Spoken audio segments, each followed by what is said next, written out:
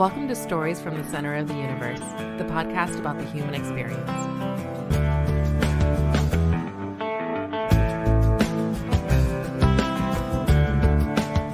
Colin, Noyes, welcome to the Center of the Universe.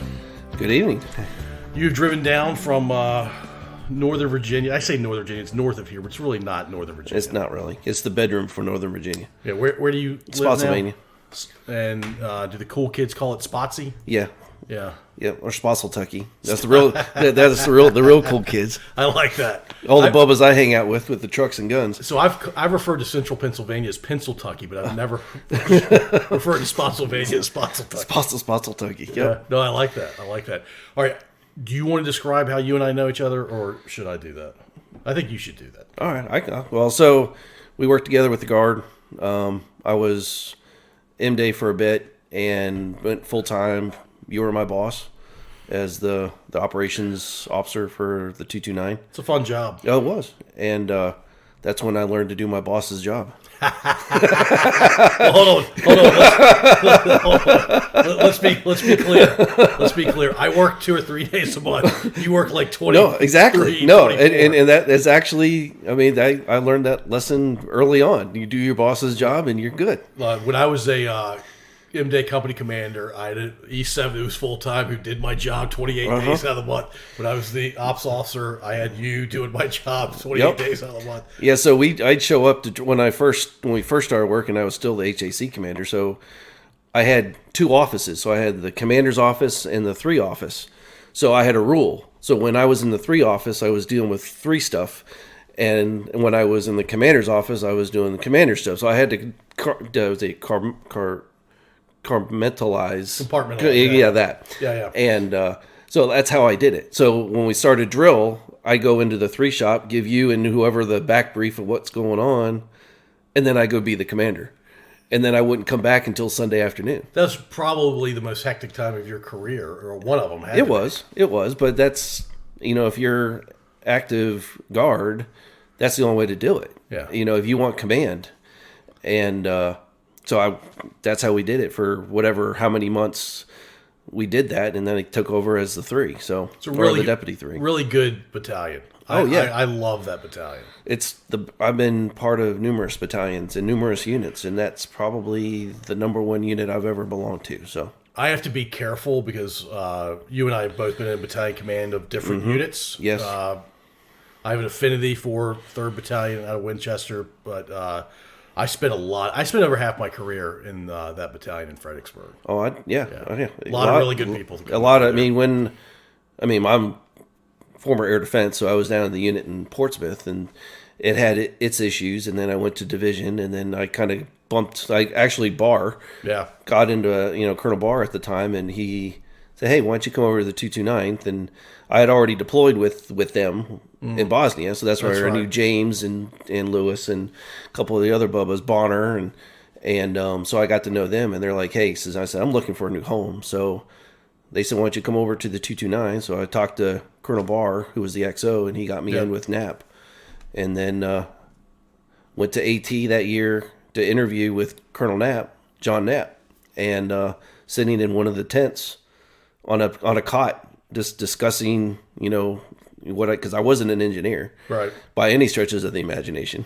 Yeah, air defense and engineering, two very different things. And so we started off as the S1, and then went over to the command. So yeah, so let's back up to the beginning, and I do have to mention before we talk about growing up where you grew up. Silent Rob is with us, and you two just met, 10, 15 minutes ago. And Rob got really excited when he saw your license plate. I thought there was a coyote or something in my driveway. He reacted so. I've never seen Rob react like that. And it's a Buckeye thing, and you don't understand. Yeah, I don't understand. Your license plate says Woody H, of course, for Woody Hayes, who was at the time the top coach in the country. And if he wasn't top, he was certainly top 3 in the country. And he was known for being scrappy. In fact, I think, didn't he punch a player? Yes, he did. His own. And then, what was it? Clemson. It was a Clemson player that he hit. All right. By the way, if we start talking about Ohio State football, Rob, you're welcome to join us on the mic. But until then, we'll keep you in silent Rob status.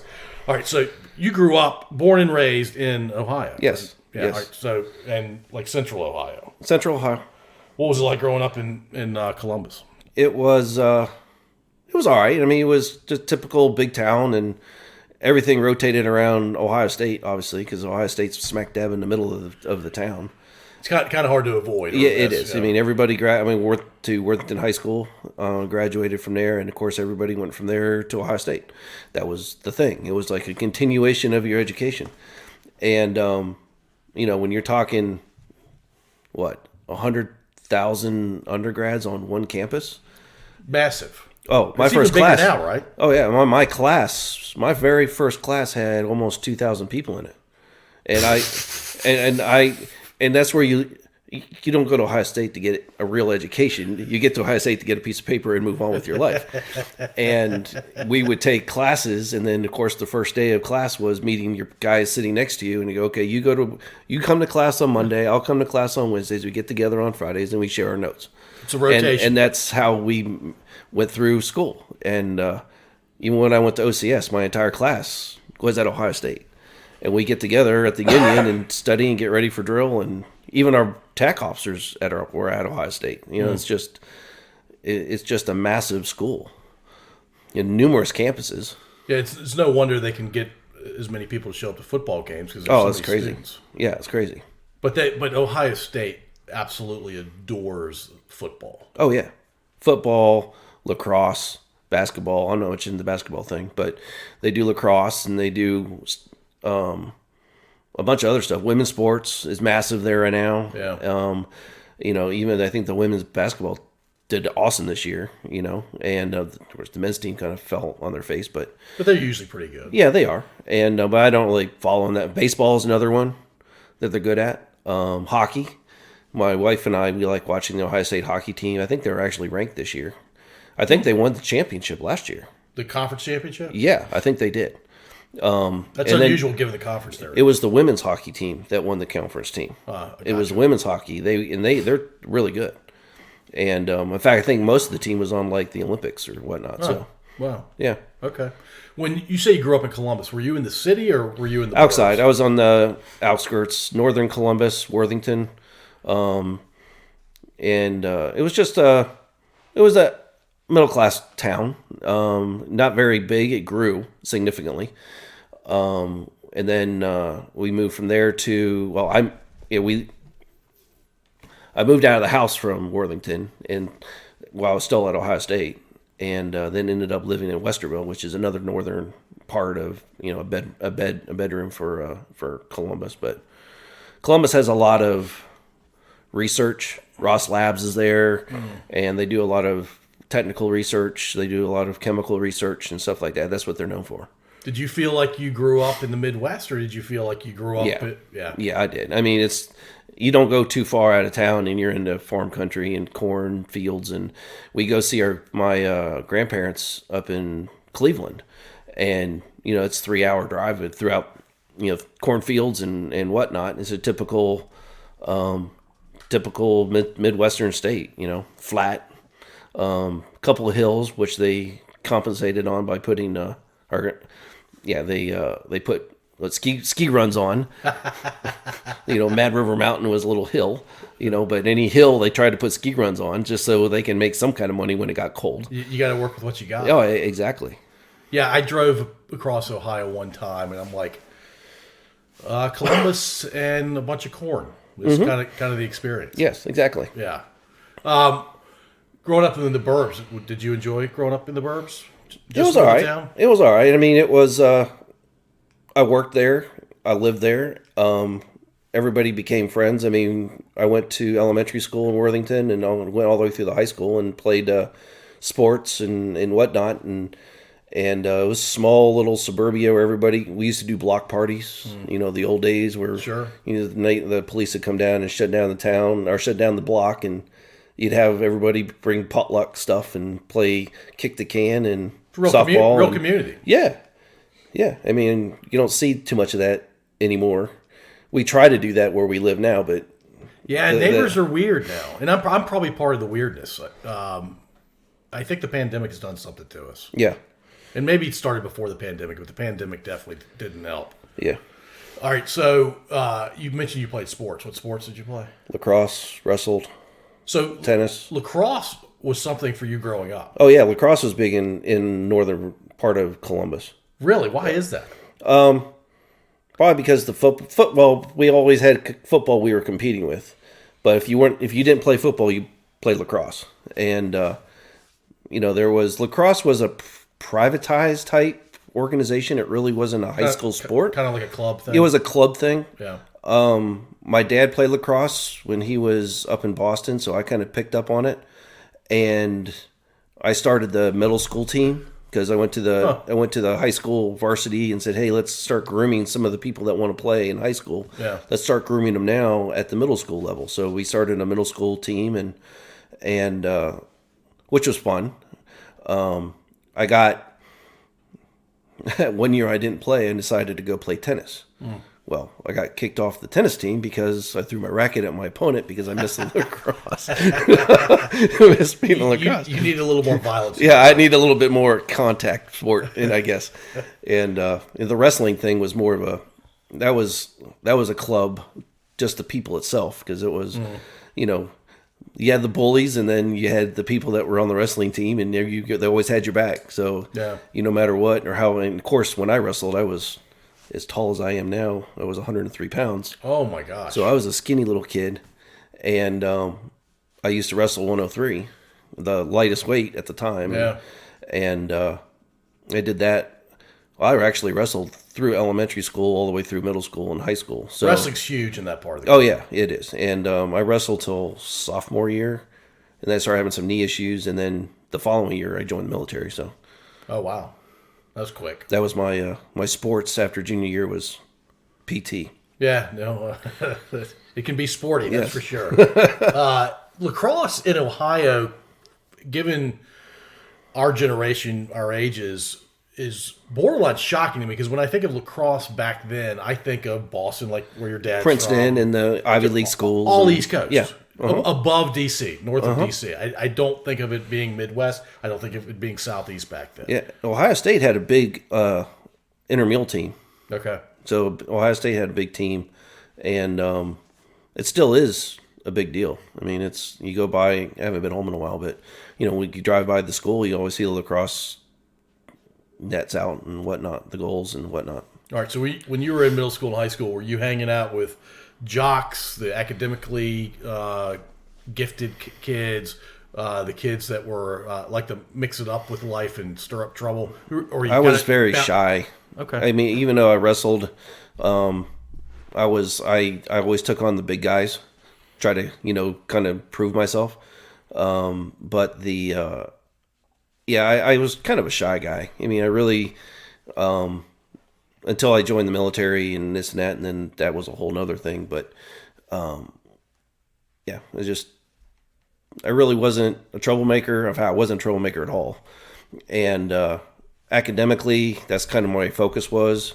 And then sports. And I did sports more so to get out of the house. And then I started working sophomore year. I think it was sophomore year is when I started working. During the school year? Yeah, during the school year. And then in between sports and whatnot. So, all right. So what was your attraction to the military? My dad. And then I had to find a way to get through college. Okay. And I joined as a junior in high school. Went to basic between junior senior year. Came back. All you needed was your parents' permission, right? That's all I needed. In fact, I did the whole thing myself. My parents signed off on it, but they were at the swearing in. But that was it. I did the whole thing. Went to MEPS. I did everything myself. It was my thing. And why Army? Because the Army Guard was down the street. Okay. My dad was affiliated with them. They knew a lot of people. And I had already met, I'm a planner. So, I met my recruiter a year before and said, "This is what I want." I mean, I was already a sophomore, and I already had my paperwork ready to go. You and I were different kids, man. I was like, get me to college. I graduated early. Okay.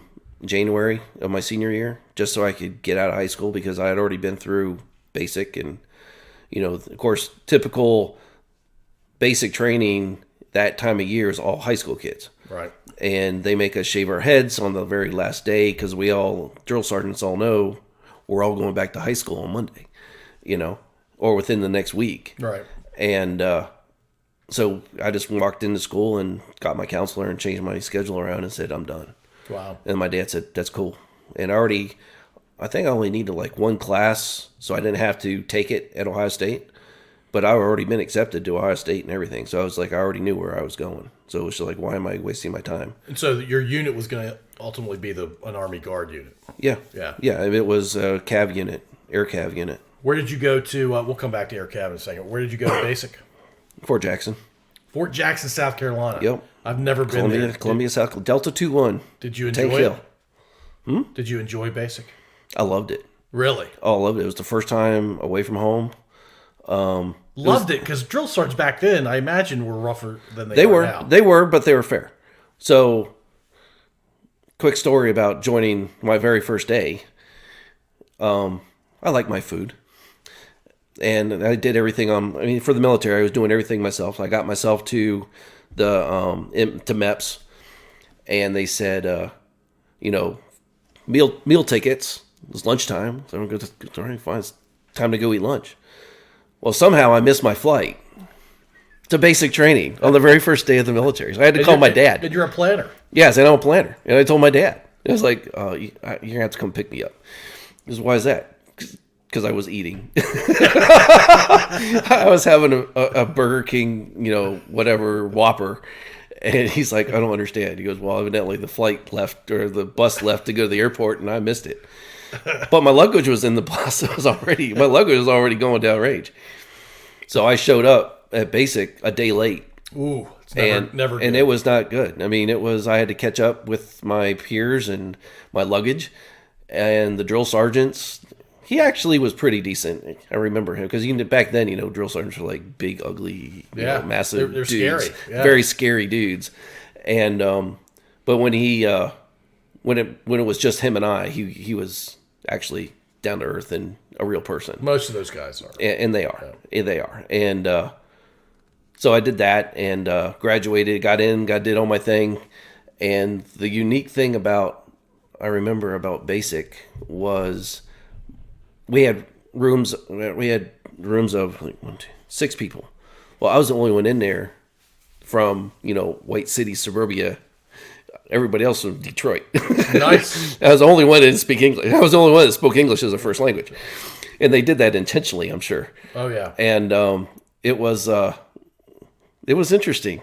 These guys were good guys. They just were not from Columbus, Ohio. They were from downtown Detroit and Chicago and everywhere else. It was like, oh. I mean, if somebody said name the whitest part of the country, Columbus is probably one of the first 3 answers. Exactly. Yeah. Exactly. But it was a cultural experience. And you're better off for it. Oh, yes. Yeah. Most definitely. And graduated, came home. Of course, no one came down to visit. It was just, I was insisting this was my thing. Yeah.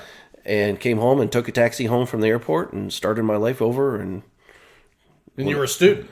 Yeah, exactly. So back to high school on Monday. But you were part of an Army Guard unit, the Air Cav unit. Yeah, the 107th Air Cav.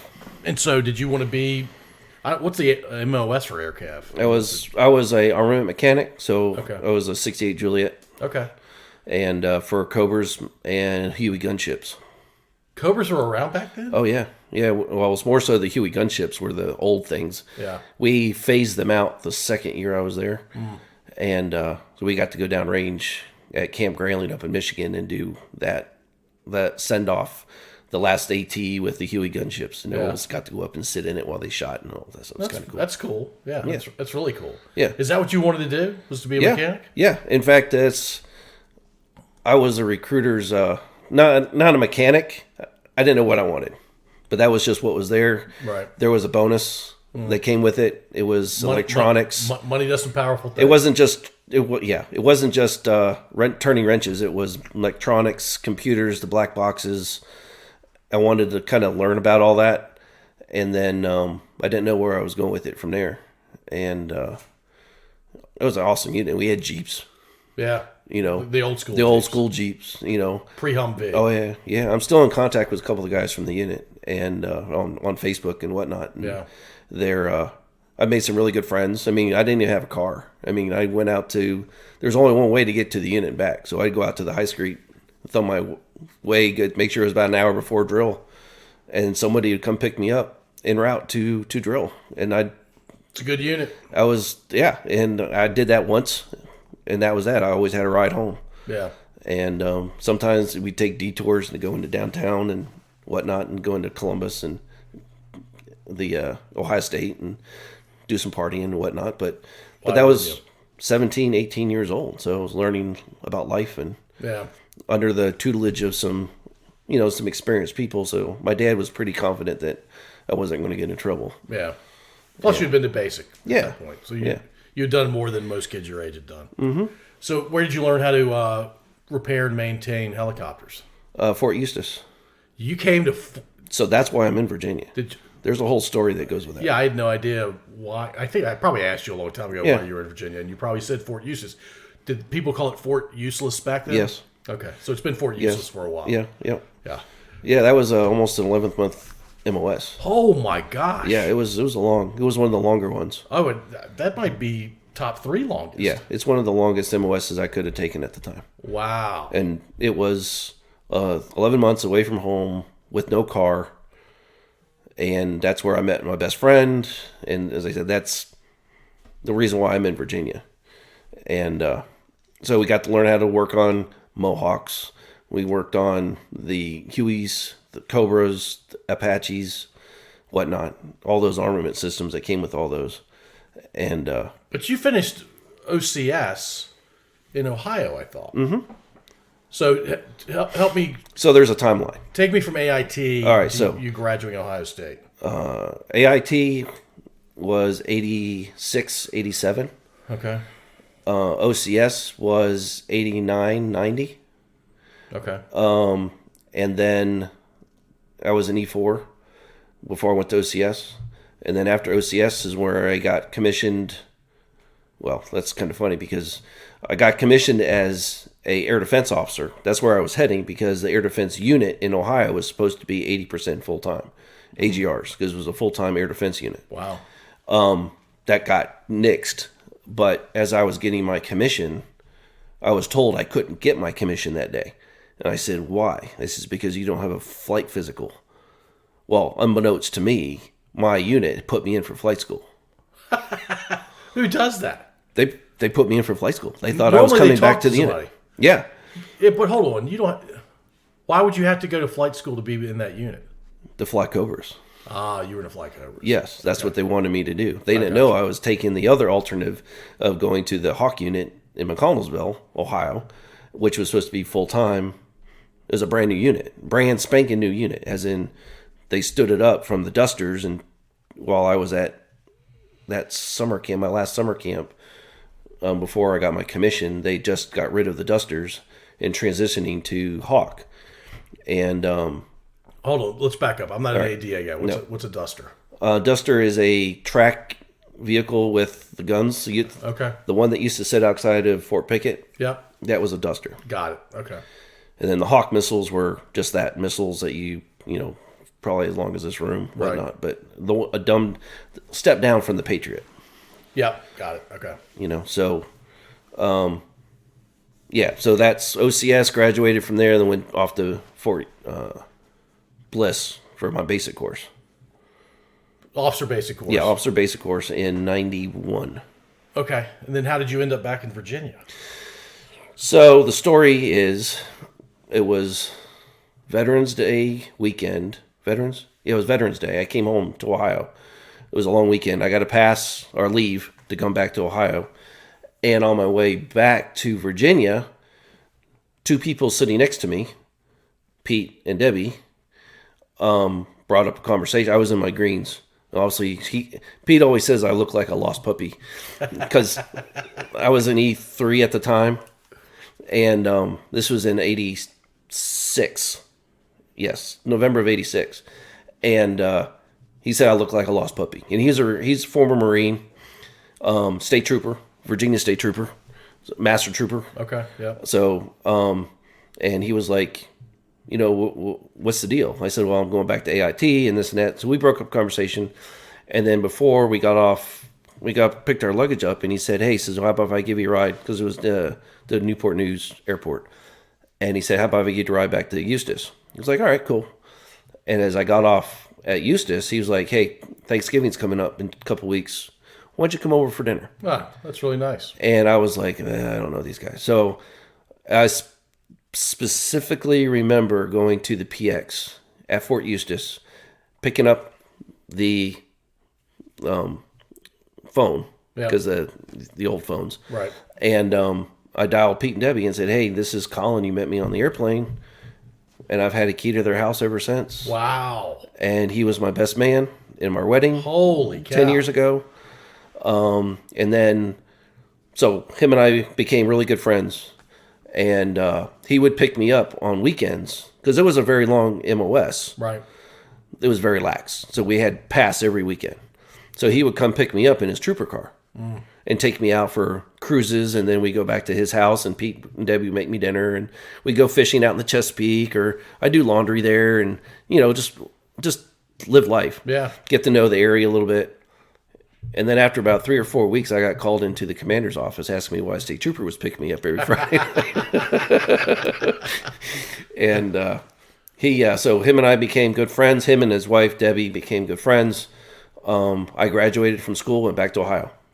Went to Ohio State, doing my thing. And on spring breaks, I'd come down here. And it was an escape because I needed to get out of Ohio sometimes because of my family. And this was a place where I could go where my mom and dad didn't know where I was. They knew who I was with. They had talked to him on the phone, but didn't know where I was. But they knew I was safe. Yeah. I would take off for a week and come down, and Pete and Debbie would find me asleep on their couch. Wow. Uninvited. I'd just come in. Pete would come in from work. Debbie would come in from work. And I'd get up in the middle of the night, and there'd be a plate sitting on the coffee table with a little sign on it. You could have called us and said you were coming, you know, and have dinner, you know, whatnot. And then in '95, I was down on vacation, and Pete and I were fishing, and he's like, you've talked about coming down here. When are you going to come? He goes, why don't you come down, move in with me, and move in with us for a couple months, and we'll figure it out. So that year is when I moved. I transferred to the Virginia Guard. Him and I went. Chance encounter at the airport. I know, exactly. Yeah. And him and I went to get some boat parts. I had a sailboat in Ohio, and I love sailing. And him and I went to go pick up some boat carts at this boat store in Hampton. And I went and talked to the manager and said, are you guys hiring? They said, sure. And I took a little piece of paper and a fax machine and faxed it to my old boss in Ohio and said I quit. And 2 weeks later, I moved. Packed up everything. You quit via fax. Yes. And the story is the person who was my boss was also my dad's fiance at the time. So it was, yeah. So there's tangled webs we have weaved. That's what I was getting away from. Gotcha. And so it was, so I went home, packed up my sailboat, my toys, basically my guns, and whatever clothes, and my Jeep, and came to Virginia. And I didn't go back. And you and Pete were that tight? Oh, yeah. I moved in with them. 3 months later, I bought a boat, lived on the boat. And Pete was like, wouldn't it be cool to get up in the morning and have coffee sitting on a boat? I'm like, okay. Yeah, sounds I think amazing. that was his hint to get out of the house, but I mean, Debbie and I love you and all, but yes, no. As I said, they're my surrogate family. I mean, they've always been there, and he was my best man at our wedding 10 years ago. And where are they now? They're still in the same spot in Yorktown. Really? Oh yeah, yeah. Oh, they're in Yorktown. Yeah, I was down there a couple weeks ago. I see them probably once or twice a year. Yeah, that's cool. Yeah, and we keep in touch. And when I was in the Guard, I'd go on meetings down that way, and I'd stay at their house and whatnot. And So you joined a guard unit, air defense, that happens to be in the Tidewater area. Yes, exactly. The whole battalion was down there. Portsmouth? Yes. Yeah, you said that earlier. Yep. Yeah, what are the chances? You've been trained in air defense, and there's a unit right there. No, that made it too easy. I mean, it was a Stinger unit, not a Hawk, but it's still, the difference was high mad SHORAD, which is basically high tech, low tech infantry type stuff with the 29th Division. Yeah, 29th Division had a lot of stuff that just got sort of, let's all be grunts, even though we have different specialties kind of thing. Yeah, exactly. All right, so when I went to advanced camp for ROTC, there was an air defense day. And whoever, I think it was a Stinger, whoever got it from whatever state it was in to ready to fire, whoever did that the fastest was rewarded with firing the Vulcan. Outstanding. Can you please explain how many rounds were being fired from the Vulcan? A lot. Per second, per minute? Like it's some staggering number. Thousands. I mean, it was... Yeah, I can't wrap my head around it. It's supposedly against the Geneva Convention to use it against personnel, but it was definitely a air defense. It was a very effective anti-personnel piece of equipment. Well, anti anything. Yes.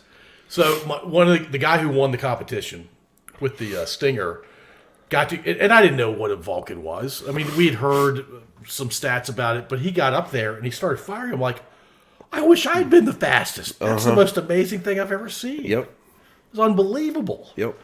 I kind of wanted to be air defense. It was, yeah. And it's funny is people didn't want to be air defense because they all wanted to do all the sexy stuff, go blow up stuff as an engineer, go shoot stuff with as an infantry guy. But nowadays, even now, air defense is a big deal. Yeah, absolutely.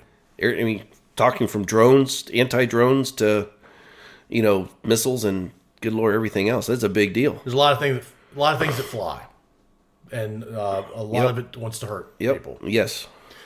Yeah. All right. So, wow. That's okay.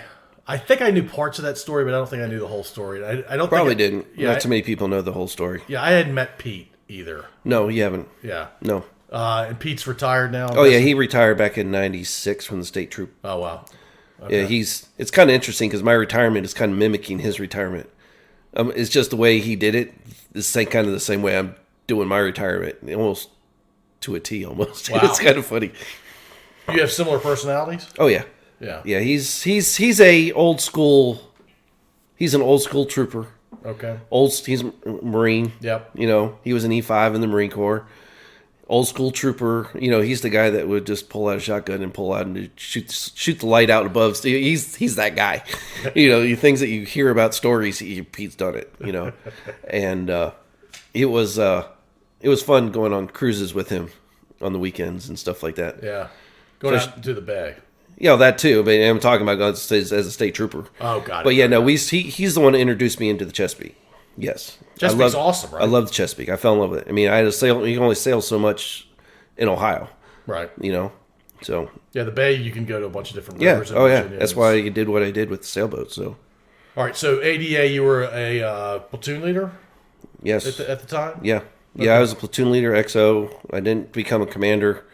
There was politics there. But always is. Yeah. I was the odd man out because I was from out of the state. I was part of the good old boys system. You were not from Virginia. I was not from Virginia, and I didn't go to Virginia Tech. I didn't go to VMI. Yeah. So I was the odd man out, and that hurt me career wise in Virginia. But at the time, I made up for it, significantly made up for it, thanks to the 229. Yeah. And the leadership that was there because they brought me in, made me feel part of the team. So, yeah, because you were. Yeah, and that's what I needed. Yeah. All right, so you left the Portsmouth unit, went to division. Yes. And what'd you do at division? I was the at that time around, I was the assistant aviation aerospace manager. Okay. We deployed to Bosnia. The division headquarters. Yes, the division headquarters. So that's why I went with the division in 2001. What was that deployment like? It was different than it was intended to be because 9/11 happened while we were there. Yeah, I keep forgetting that. Yeah. You know, so we were supposed to go there, do a mission, and come home, but 9/11 happened, and then all kinds of stuff happened. High alert the rest of the time you were there. Oh, yeah. Tanks at the front gates. And well, take me through take me through 9/11. I was on duty. I was working my shift, and there was a TV on. General Blum was in the room. No, hold on a second. General Blum was not. He was at camp. He was at Fort Dix. Okay. The unit had not caught up with us. I was there early. I went over there as a. You were advanced party. I was advanced party. Yeah. And with Tommy Webb and those guys, and so we were under the 3rd ID. Okay. And we were transitioning. So I was there when the stuff hit, and it was shut down the base, kick everybody off the base. We had tanks. We put tanks at both entrances to the base, and just basically shut everything down. And if it flew, it got shot down. Really? I mean, it was so Mogadishu, Steele, Captain Steele, was Colonel Steele in charge of the Mountain Division at one of our Camp McGovern or something. Oh, he was there when y'all were there. He was there with us, and he wanted to shoot down so many planes. It didn't matter. He'd throw rocks at planes. He didn't care. He 50 cals. I mean, I had to keep telling him, no, you can't do that. You know, so I was trying to keep all the aviation out of his area, knowing that that was a threat. Right. Because they were all on edge. Yeah. And, yeah, I mean, we had a couple of missions. It was an experience to see planes come and go, secret stuff going on. I mean, it's the first experience I've ever seen any of this stuff. Yeah. And it was just, hearing the stories of maybe there's people in there in 55-gallon drums being taken back to the States or something, you know? Yeah. It was just one of those, it was weird. Yeah. Being overseas, part of the government infrastructure, part of the U.S. military, that there were things that happened. You're like, I didn't see that coming. No, I mean, I got video of took pictures of my TV in my room from the AFN, their Air Force Network. Yep. Armed Forces Network. Yep. Where it was just always the towers always being hit. It was boom. It was constant. It was like, oh my God, I got to turn everything off. Yeah. Why'd they keep doing that? They just kept doing it over and over and over again. And it was like, all right, no, this is too much. And, but that's where I met Lewis. Lewis had a friend who was supposed to deploy with the unit who used to work for me when I was back in the States. And he had fallen off a truck and bumped his head, banged his head. He was out hunting. And so he had some problems. And so David didn't go with us. So that's kind of my nexus into the 229th, because Jason and I were getting our haircuts done the same day. And of course, when you're deployed, haircut's like a big thing to do, you know? Yeah. And so I told him, it's like, hey, did you hear about David? He goes, no. He goes, well, David died. He drowned. Oh, gosh. And so, and he was part of the unit, and he was friends with Bonner and a bunch of other people. So he was well known, and you might even known him. But David Turner, I think was his name. Yeah. And so he had died while we were over there, and I'm the one that had to tell part of the 229th that what had happened, because he was just a friend of mine, and that's where I kind of got embedded with the 229. And it was a big deal. I mean, we all went to church and, did a big, because it was just, wow. We just lost somebody, you know? That's awful. And, while we were over there and didn't know anything about it, we just heard secondhand and whatnot. But it was challenging for me, because I had some issues with my boss. And, I thought I did a really good job, but there were some issues there. And Colonel Wren, he was my boss's, but he was my senior rater. And at the end, I told him what was going on. He's like, hey, you should have told me what was going on earlier. And you can tell me off mic later what you're talking about. So it was, so we came home, and it ended up with a really bad OER. Yeah. And those suck. Those suck, especially on a deployment, you know? Right. And The bad thing is on the last day, everybody got their awards for deployments. And I was the last one with a letter of certificate of appreciation. That's bullshit. I was the only one. I was the last one to stand up and get that. And I was like, I lost it. That's brutal. I went back to my hooch and just lost it. Yeah, I bet. And, but, you have your low points in your careers and whatnot. And that was mine. And they make you stronger. It made me stronger. And actually, it made me a better person because, some of the things that happened actually worked to my benefit later on in my career. And then, I just took it upon myself knowing that 5 OERs gets rid of that one. Yeah. So it was like either I'm getting out or I'm going to stay in and make things work. You were on a mission. I was. And I had talked to Ortner, General Ortner at the time. He was our chief operations. And he was basically hey, you can make it past this. Yeah. And this is what you need to do. And he was right. He was right. And because of the 229 and the opportunities that both Colonel Knapp and Colonel Coffin gave me, I was able to overdo all that. So, my favorite officer that outranked me when I was in the same unit with him is Coffin. Oh yeah, I love Colonel Coffin. Yeah, he's good peeps. Oh my god! I made a mistake one day. We were sitting there talking, and he said something, and I turned to him and said, "Yes, Dad." Out of he didn't like because that was my thing with my dad. That was my response to my father was yes, Dad. There was always yes, Dad, and I turned to him and said yes, Dad, and I couldn't believe I said that, but it was like that was him. Yeah, he was that figure, that father figure, that mentor that helped me. He was so naturally good at it. He was, and you were being mentored and you were being made better, and you didn't even know it was happening. Yes, and he gave me the opportunity to succeed, and fall on my face.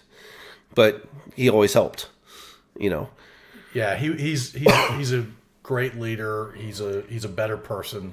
I if I could serve with guys like him, that would be heaven. Yes, and we can talk offline why him and I really got along, which refers back to the conversations that the situation I had in Bosnia. Yeah. But it was interesting though. It was yeah. So how was company command? So, Operation Noble Eagle, we were at the Pentagon. I was the S1 for the battalion, also the family assistance coordinator. Another opportunity for me to succeed. Yep. And I took that and ran with it because no one really knew what the FAC was, the family assistance coordination was. And nobody cared. And at 9/11, it was one of those things where family was becoming part of the unit. And so that's what I was doing. So the unit was at the Pentagon doing Operation Noble Eagle. I had heard that the unit was going to demob. So I was like, excuse me, I went to the battalion commander, Colonel Anderson at the time, and said, "Hey, sir, I'm hearing that the unit is getting ready to demob. I have not had command time yet. I want to be that commander that stays on." And he's like, "Okay." And so we talked about it. And he's like, "All right, you're now the commander." So he said, "You're now the commander. Now you have a choice. Do you want the whole 229th to stay? Or do you want a task force of 30 people?" I had 3 platoons, 3 different units. Or do you just want the whole 229? I said, "No, I want a task force." I said, "I want the people to go home that want to go home, but people that want to stay, that want to stay." Right. So we put out the word to the 3111th DeVarty, 229, and the Puerto Rican unit and said, "Hey, who wants to stay?" So they came up the list, this and that, and we developed Operation Task Force Omaha. And so I didn't even take command. It was Larry Thompson was the commander. He just left. I just took his flag. There was no change of command. I just took his office, and that was that. And then everybody demobbed, and then there was this unit. So we built this unit, and then the higher headquarters left. So it was a unique opportunity, so I had a lot of control. Yeah. It was usually the battalion command above me, and then the unit above them. It was me and the 1 star. Wow. 218th out of South Carolina. Huh. And they said, So the general called me and said, hey, this is the deal. You have one mission and one mission only. You will have no negligent discharges on your watch, because there were like 15 on the one before.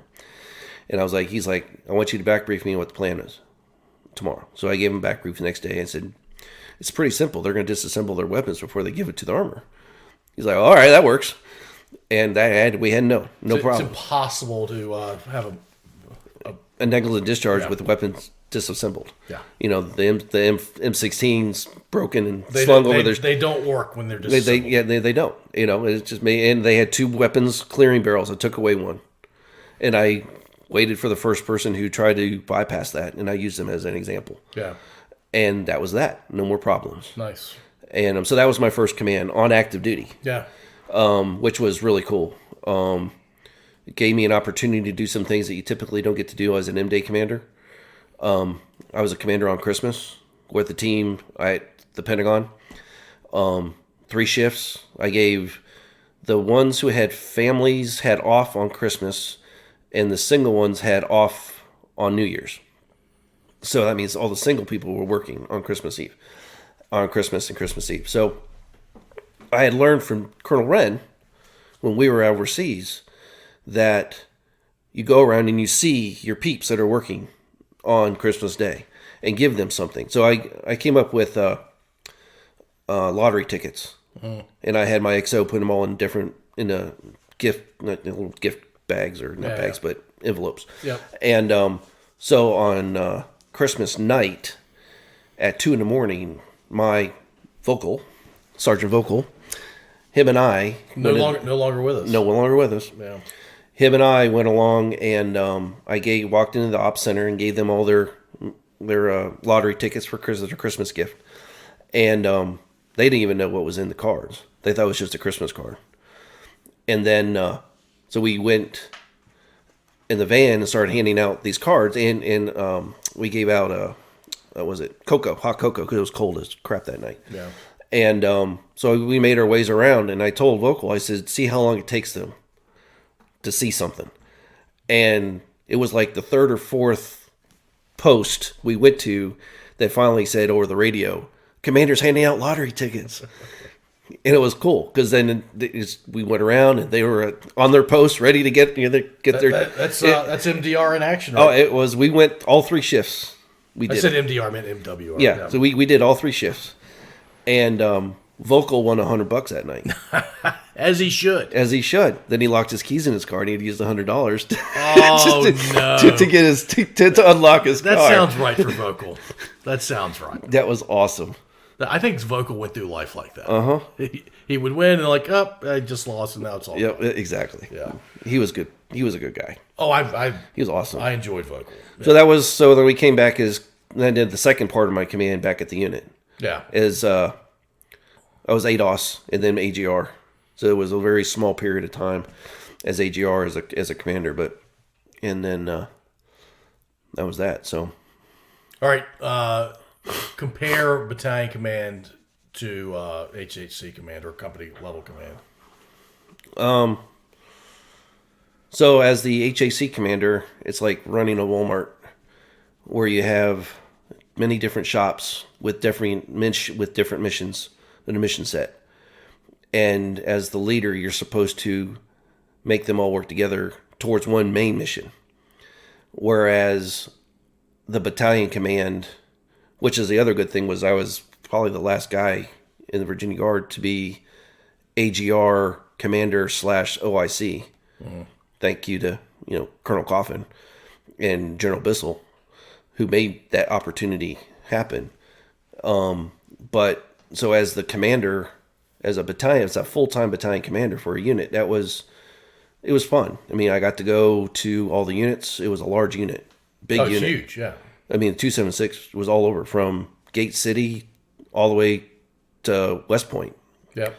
Up to Bowling Green, and then the Surf P, which included the Air Force guys. And y'all had a lot of equipment too. Ton of equipment. Oh, yeah. D7s and all that stuff. Yeah. And then, at the time, they even had the bridging unit. That's right. You guys had AVLBs? Yes. Yeah. We had the bridging unit, and then we had the... By the way, Silent Rob is taking notes here. He's going to have a lot of acronym questions for us at the end of this. the Corey unit. Oh yeah, I didn't realize you had the Corey unit. Yeah. So it was a rather large unit, plus the Surf P, which included all the Air Force folks. Yeah, and so no, I mean it was leadership's leadership. I mean I just learned from what I did as a commander and made it happen as a battalion commander. Putting the right people in the right job, mentoring, and as I had a unique situation as the battalion commander because I was a major, not a lieutenant colonel, right, because of the control grade issues. So I spent 90% of my battalion command as a major. That's weird, right? It was really weird, especially when I went to USACE and out to Fort Leonard Wood and whatnot. They're expecting lieutenant colonel, and I'm a senior major, regular senior major. And so it was just kind of, I had to explain to them what the deal was. Right. And so the where was I going with that? So the battalion itself, as a commander, I was mentoring lieutenants, captains, and majors, and I had to think about where they all needed to go. And the one thing I learned was to be honest with people. Always. Some people are meant to be EO officers. So that's what they're, and you got to find where they're good at. Every lieutenant, every captain. I did interviews for company commands, and then I would mentor them afterwards. After, like, next drill, I would bring them in my office and I'd have a chat, mentor them how they did. But some of them had no business being leaders, you know? And it was, a lot of times, it's easier just to let them go do their thing and stay out of trouble. I took it upon myself to make sure to tell them, not that they were messed up, because no one's messed up. It's just... Everybody's different. Everyone's different. Everybody has their place in life, and it was just a matter of figuring out where that is, if that means they're the EO officer or a company commander. And then getting them to understand that. And I was resented a lot. Oh, I mean, when you're... By some people. When you're being candid with people, a lot of people have trouble with that. Because you have to do that. And a lot of people weren't that way with me. Otherwise, you're being irresponsible. Yes. Yeah. Yes. And a lot of people don't do that.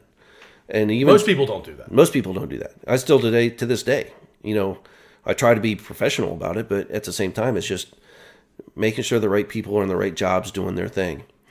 And then making sure you have a good NCO, which I had Plued. Command Sergeant Major Plued is now the Command Sergeant Major for the division. Oh, wow. Who is, he was my, my commander, my Sergeant Major. And he kept me out of water, and because I always wanted to be in the middle of everything. He's like, sir, let's go do something. Let's go have lunch. Yeah, battalion commanders have to learn the art of not being involved in Yes, everything. exactly. Yeah. And we did some pretty neat things as a battalion.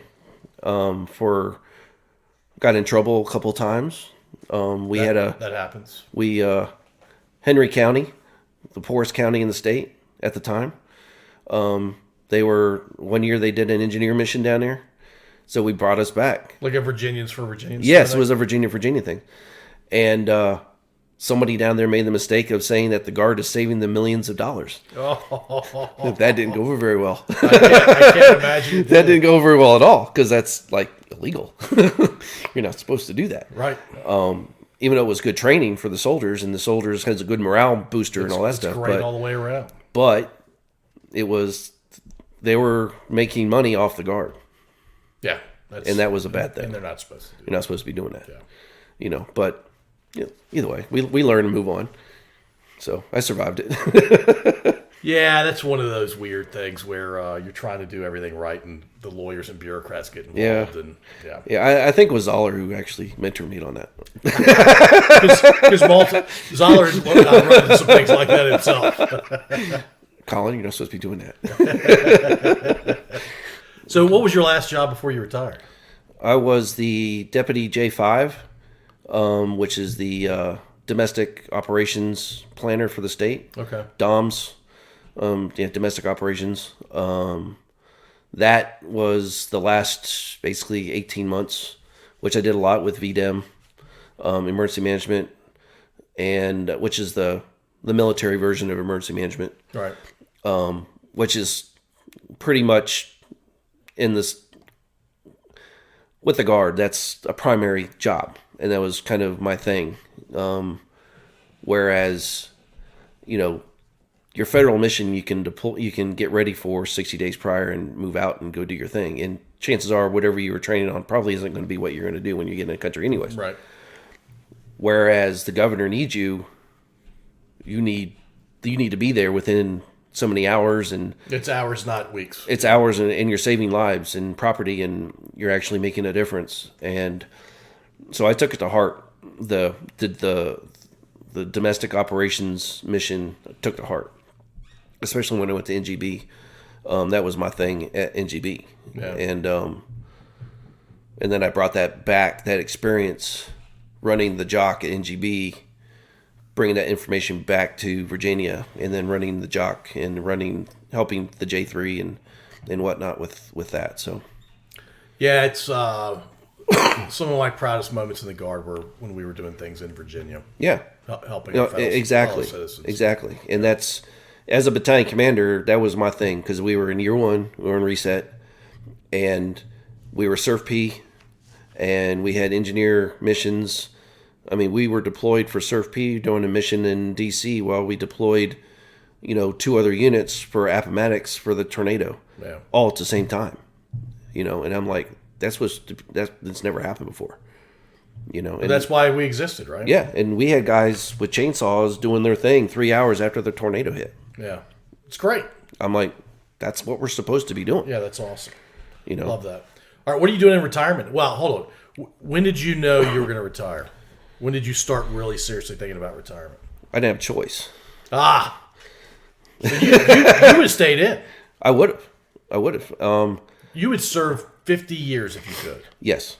So, hold on. Why did you stay in so long and wanted to stay beyond your retirement date? What is it about being a part of the Army National Guard, or just serving the military in general? That it's being in the Guard.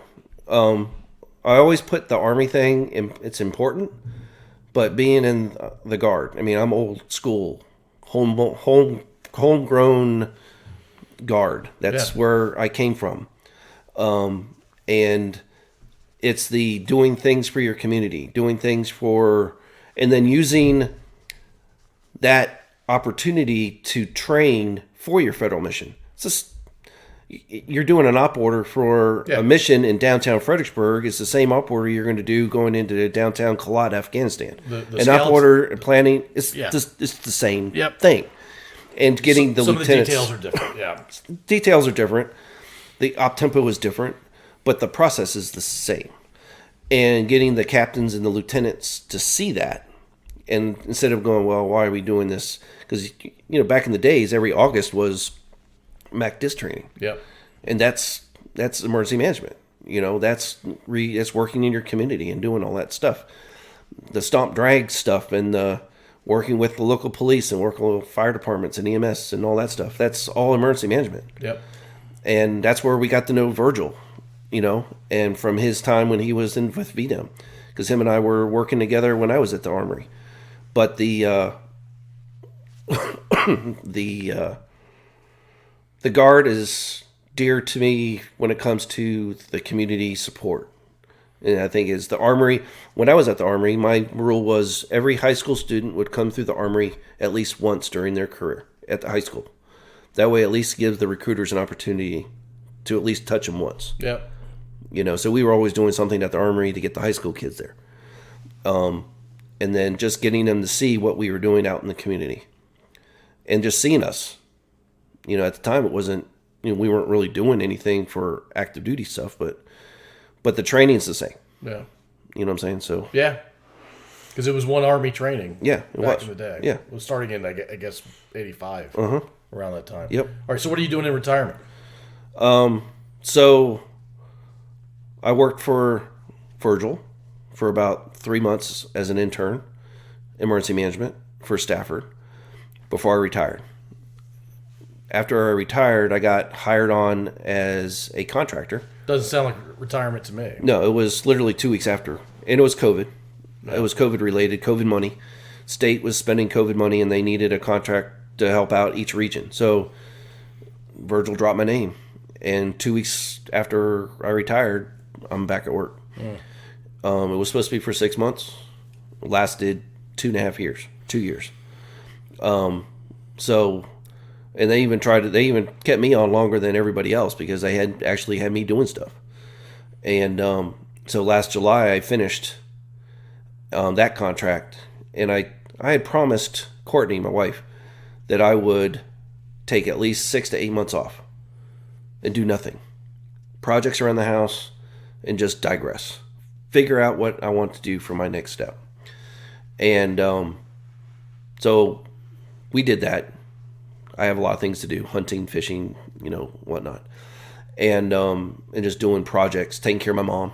That's my primary thing, is taking care of my mom. Where is she now? She's in Caroline County. Okay. We moved her here from Ohio, and so I help mom take care of mom, and stopped there on the way here. Was there yesterday. So just helping her do her thing. And then about 3 months ago, I was like, all right, I need to do something. So I was talking with my friend Jim, another military guy, Chief Robinson, and he works, he's retired, and he does the tickets for the squirrels. Sells the tickets down at Squirrels. Okay. I thought that was kind of cool. Well, in Fredericksburg, I have tickets to the Fred Nets. So I was like, hey, I think I'm going to go sell tickets at the Fred Nets. So I interviewed, and I told Courtney, so I'm going to go do this. It's only going to be a couple hours, but I get to go afterwards and watch the game and have a couple of beers and a couple of hot dogs, and it gets me something to do and out of the house. It's a good deal, yeah. On days that I'm not actually have tickets to the game, because I actually have tickets for the games. And so I got hired, and I've been working at the box office at the Fred Nets for the last couple months. Okay. We just got our first paycheck the other day, and just they only had two homestead games, and then the next one starts next week. So I don't know, it's fun. You get to watch the game afterwards and hang out with the guys I work with, and it's kind of interesting. Is last year they hired a bunch of kids. So when they went to the playoffs, the kids are off at school, so now they have no employees. They need adults. So this year they hired all adults, which are all like GS-13s, 14s, retired colonels. Because that's the part of the country which has been an issue for the management. Because now he can't pull the wool over our eyes. We know what's going on. Y'all seen it all. Yeah, we see what's going on. And but the bottom line is our expectations are, let's go have fun. So we do that and whatnot. So I told Courtney, I said, this year I will do that. I volunteer. I'm doing the vice president of the Fredericksburg Guard Association, which is a nonprofit veterans organization that helps out the Fredericksburg Guard units. And then I'm volunteering with the Four Paws for Purple Hearts, helping out with training service dogs. Oh, cool. For which happens to be just down the street from my mom's house. So when I go see my mom, I can go work there for a day, and I just started that the other day. And it's just go do things and help them out, mechanical stuff, and if they need an extra hand to do this or do that. And I did some painting the other day, do some cleaning, but it doesn't matter. I mean, I'm just helping out. That's appreciated. And they train, I think they're currently training like 5 or 6 dogs now for VA service members. Good. So that's great. It's good stuff. All right, let's transition to Ohio State football. Rob, if you want to get on the mic, you're welcome to. Should Ohio State have won the national championship last year? No. Interesting. No, I don't think they deserved it. I think they deserved to be where they were, but I don't think they deserved to go all the way. Yeah, I don't think they were better than Georgia. No, they weren't. Yeah. It was. It's. Everybody thinks it's crazy because they're like they need to always win, but they lost to Michigan 2 years in a row. That's a bummer. That's a huge bummer. And that's huge. I mean, Rob was despondent the first loss 2 years ago. Oh, it's yeah. I mean, it's but back in 2015-14 when they won the national championship, they lost to Virginia Tech that year. Oh my gosh, I forgot that. Yep. So they came back, and that's typical Ohio State. They typically play at the level of the team they're playing. Yeah, and it drives all of us absolutely batty. Because they don't go in there and kill them. They'll be playing Bowling Green, Ohio, and they're playing at that level. Yeah, it's a reminder that they're 18 to 24-year-old kids. Yes, right. They're exactly. young. No, exactly. But then they play Georgia. And they're competitive. yes, they should have won that game. Yeah. They should have won that game. But hey, it is what it is. What are you going to do? Yeah. All right. So C.J. Stroud, is he the first quarterback taken in the draft? Probably not. I'm surprised. I think he should be. You think he should be? I think he's the best quarterback in the draft. I think he should be too, because I just think Bryce is too small. But yeah, I think they read their publications too much. I think it all goes to their head. Yeah, can you imagine being a first-round prospect at any position? Yes. But especially a quarterback. Yes. Because that's what everybody's talking about. Uh-huh. Yeah, I don't know. I think Stroud's going to have a better career. I mean, who is it? Who is it that's playing for? Was it Philly? Jalen Hurts? No, Chicago. Fields. Yeah, there was he's getting better. He's going to be fine. He's getting better. Chicago's ownership wants to do well, and so he's going to be fine. Yes, yeah. So it just depends on RG3 when he played. He was a Ferrari. Yeah. Once you wreck a Ferrari, that's it. You're done. You're done. And He didn't learn how to slide. No, yeah. So And how's it happen? And CJ is not he's a passer. I mean, I hardly ever saw him run. Only to get to a different position to make a throw. Yeah, I mean, he was, but he had protection. That was part of the team, and they emphasize it's a team effort. So it's it's interesting to watch him. It's frustrating to watch him. Yeah. I think the knock on CJ, and I don't think this is fair at all, is he had amazing line, to your point, and he had ridiculous receivers. Yes. But he can't help the fact that he had really good receivers, and it probably made him look a little bit better than he would have otherwise. But I think he's the most NFL ready to start, and I think he'll have an enduring impact in the league, more so than anybody else that's going to get drafted. I'll be proven wrong years down the road, maybe. Yep. We'll see. All right, Ohio State next year. What are their prospects? They're losing their quarterback. They've lost, And one of their receivers, at least one of their receivers. yeah, the receiver that didn't play, who's probably going to be a top 10 pick this year. Smith and Jigba? Yeah. Yeah. I mean, I was watching them the other day during the Scarlet and Gray game, which is their spring game. And I think they have some quarterback potential there. Okay. One of their quarterbacks who was supposed to be really good wasn't playing because he hurt his finger or something. But they need to keep them healthy and make them stronger and build that team because they're still young. Yeah. And I think they start off with Indiana and then they have two other, let's go beat up on them type teams. Bowling Green. Yeah, the Bowling Greens of the world. Yeah, because yeah. I think Kentucky is one of them or whatnot. But it's one of those, and they do that intentionally. I mean, they pay these teams, I'm sure, millions and millions of dollars to play them, To have their kids beaten up. to get beaten up on because that's actually a scrimmage. That gets them ready for the Michigan. That's all. It's all matter. Yeah. It doesn't matter how the year goes. It's the Michigan game. So if y'all go 1-11, but the one is against Michigan, that's an okay year. Yeah. Agreed. All right. Yep. All right. So national championship prospects, you think? Because they've been in the conversation every season for a while now. Yeah, and so we can dovetail to the 12-game playoffs because I think that's where Ohio State, Georgia, Clemson, all these big teams. It's just like was it the March Madness? You're gonna have the crazy December. Yeah. And you're going to have those teams that the Youngstown come out there and have a heck of a freaking 3 weeks, and the next thing you know is they're playing for the national championship. Yeah, I can't wait for Missouri to be the perennial top four. Exactly. Yeah.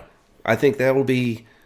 I mean, it's always about one. If you lose a game, lose earlier in the season, because unless you get lucky like Ohio State did last year, because basically it's 11-1 going into the end of the year. It doesn't matter if you play for the big. USC lost. Yes. And that helped them. Yes. Yeah, without USC losing, Ohio State's not in it, probably. Yeah. So I think it's just going to be. So they're going to be good again. Yeah. Yeah. And their quarterback will probably work out because they probably have 3 5-star quarterback recruits. Right. Georgia, Alabama, and Ohio State, from what I understand, get 40 to 45% of the 5-star recruits every year. Yeah. Those 3 schools. And as a fan of a team that's not in that conversation, it pisses me off. Right. But what are you going to do? Yeah. I mean, so if you're my team, do better. Figure out how to be better.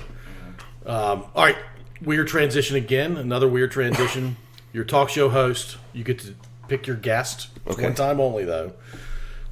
Your guest can be alive or dead. They can be family, friends, family members. They can be in any line of work, whatever you want them to be.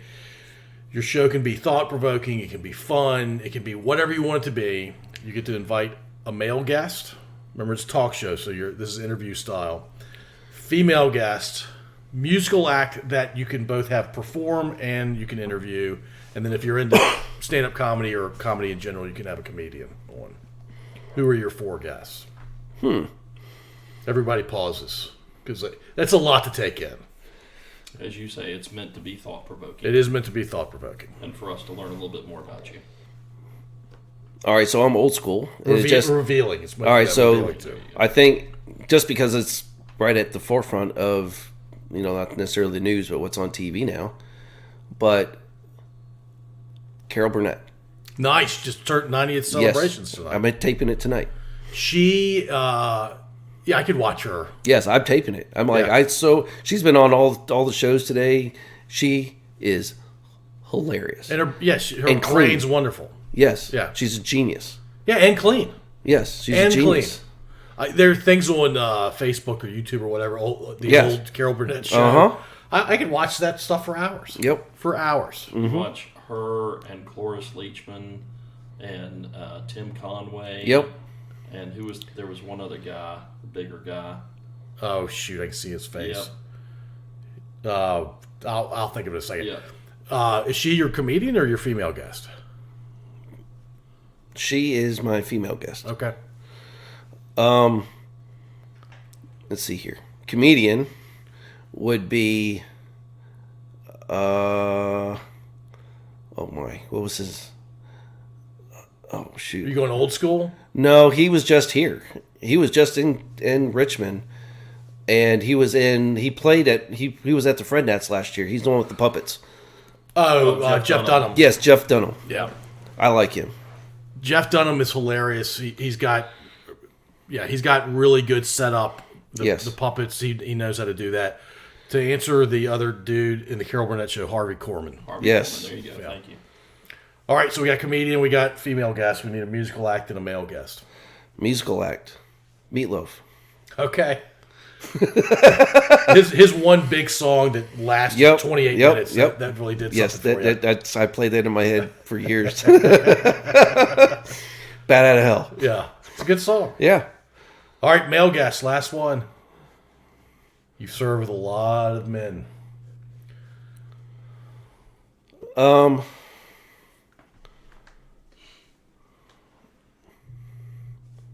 say Coffin. Yeah, it's a good answer. It's a really good answer. It'd be fun, right? You enjoy it. He's going to make you think. Yep. You're going to enjoy the conversation. Yep. You're going to learn a couple things. That's a good one. All right. How did you and the wife meet? And tell me more about your wife. All right. So I met Courtney the day after I broke up with my ex. Actually, I called her. Courtney knows the story, I bet. Yes. Yeah. So I broke up with Allison at the time, or she broke up with you. It was a mutual thing. The next day, I got a phone call from Bo Mason and said, "I got a phone number for you." But Bo was quick to come to your aid. Yeah. So I think him and Coffin had a $20 bet to get me to settle down. Because they were getting sick of getting emails from me at 3:00 in the morning. Because you weren't. So at this point in your life, you're not 25. No. Yeah. Yeah. No, exactly. And I've never been married, up to this point. and pretty much hadn't had a relationship that lasted longer than Allison lasted, almost a year and a half or 2.5 years. But that was destined not to work from the very get go. We were just two stubborn people who just made things work. Yeah. And then so I called Courtney while I was in Stanton because I was at the brigade. Yep. And at the camper because I lived in my camper at the time. Yep. And I called her and introduced myself and said, Bo gave me your phone number and blah, blah, blah. And we started talking and we went out that Saturday. Now, when I broke up with Allison, I went and bought a new motorcycle the next day. and I hadn't had a chance to break it in yet. So I met Courtney at Hard Times in Fredericksburg. Yeah, right there off Route 1. Yes. Yep. And at the old one, the one up on one down towards Fredericksburg where Patterson, we all used to all go for lunch and stuff. Oh, yeah. And so we met there and we hit the motorcycle and we rode everywhere. And went down to Colonial Beach, rode out to Partlow where I was living. Had to stop, get gas, figure out how to put gas in the tank because I've never had to put gas in it yet. And, that was that. And then I met her dad a couple weeks later. And then I met her mom the next month when I was on TDY in Tampa because she lived in Tampa. Mm. So it was an opportunity. So Courtney and I went down to Tampa when I was on some conference that we were doing. And then I believe if I had not got engaged, because I got the word we were deploying, if I had not got engaged, we wouldn't be around. Yeah. That would have been it. And I didn't want to take that risk. So got engaged the week before I deployed to Afghanistan. And then that was that. And how long had y'all been dating at that point? 8 months, or almost a year. Okay. Almost a year. So y'all were solid before you. Oh, yeah. Yeah, we were solid before that. And we hadn't really talked about it, but it was one of those I volunteered to go early. And because as, AGRs, it's hard to deploy. And so I volunteered to go, and that was that. So what unit was that? It was the brigade headquarters. Oh, that's right, because I lost Kobernick to that. No, Kobernick. Oh, yeah, you did go. I lost Kobernick to that. Yes, you did. Still mad about it. He was the planner for it. I'm still mad about losing Kobernick. He was my full-time guy, and he was the XO on drill weekends, and he was me during the week, and I lost that guy. It was Ortner, Barr. Yeah. And, yeah. Yeah. Did you enjoy that? And Yancey went. Yep. Yeah, it was awesome. Mostly a good crew that went over, right? Oh, yeah, it was a really good crew. I mean, we did... It was a good opportunity because I worked with the 2-5 for almost 2 months before they got there.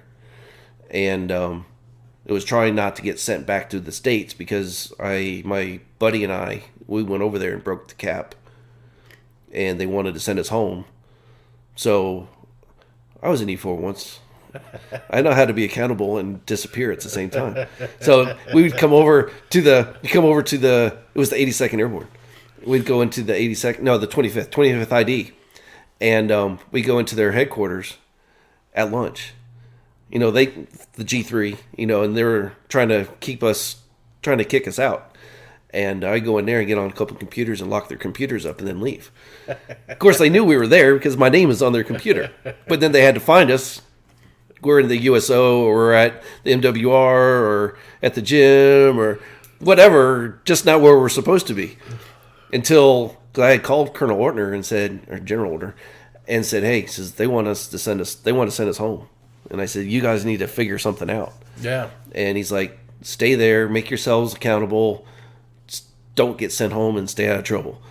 And so I was like, all right. So we did. So we went up to Kandahar. No, we were in Kandahar. We went up to Kabul. Yep. Went to the school up there for 2 weeks. We just made ourselves disappear.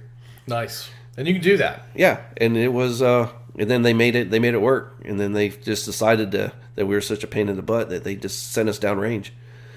And what was the mission of the units that worked for the brigade? Maintaining the MSR. Yeah. Pretty much. Yeah. And then, we had a couple of things happen.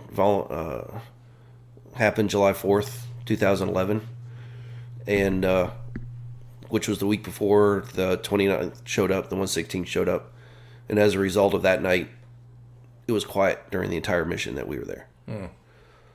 So it was a pretty good deal. Yeah. And then we were doing they didn't know what to do with me for some reason. I was the assistant to the assistant 3. I was kind of like out in limbo. Yeah.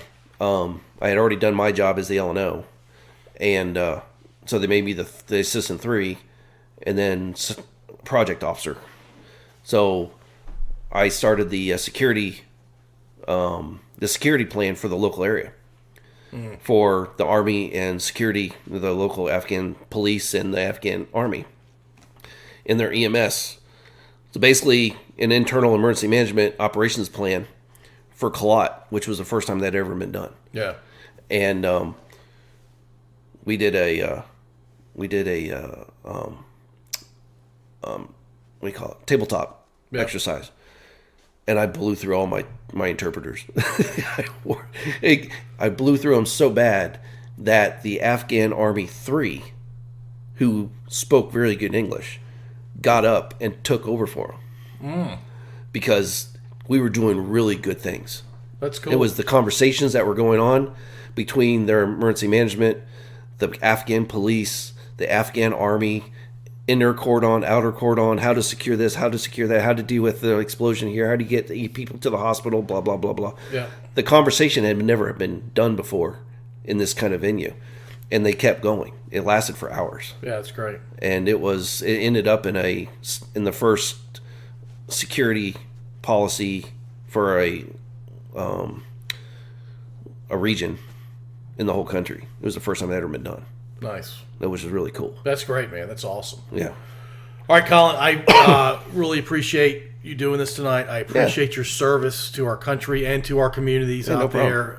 And I can tell you that Rob has written down every acronym you said, and he's got questions about what many of those acronyms are.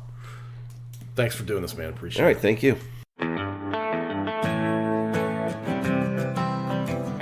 Thank you for listening. If you enjoyed this episode, please subscribe to wherever you listen to podcasts. We'd also really appreciate if you'd rate and review us. You can find us at scodupodcast.com.